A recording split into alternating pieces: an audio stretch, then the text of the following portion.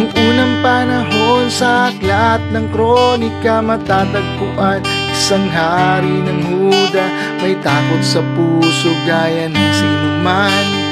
Ngunit walang pag-aalilangan, siya'y lumuhod at tumawag kay Yahweh. Kanyang idinulog ang kalaban niyang kay Dami. Diyos ay tumugon at sa kanla'y sinabi, Hosapat, huwag kang matakot. Sila'y nag-ayuno sabay na nagpupuri, lahat ay sama-sama pati na ang hari. Patnubay ni Yahweh sa kanla'y namalagi, dahil sa panalangin banta ay napawi.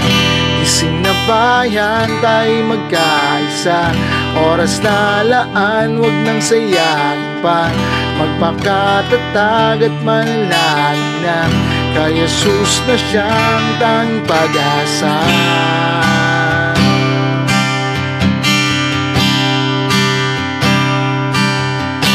Banta sa ating bayan, ating nalalaman, kahit ng iba'y nagbubulag-bulagan, di mo may tatatwa ang katotohanan.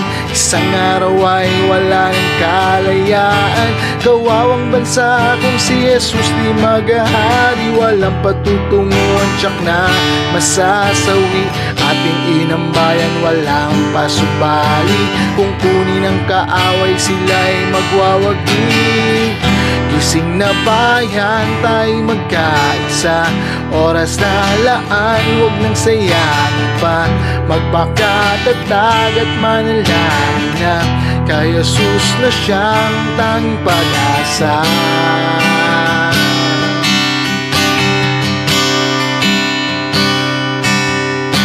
Banta sa ating bayan, ating nalalaman, kahit ng iba'y nagbubulag-bulagan, di mo may tatatwa ang katotohanan.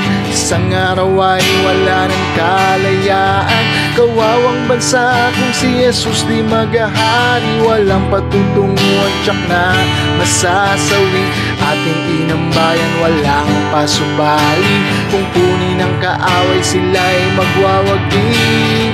Gising na bayan, tayo'y magkaisa, oras na laan, huwag nang sayangin pa. Magpakatatag at manalangin na, kay Jesus na siyang tanging pag-asa.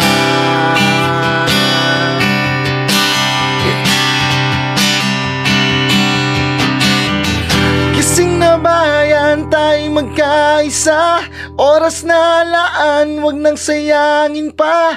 Magpakatatag at manalangin na, kay Jesus na siyang tanging pag-asa.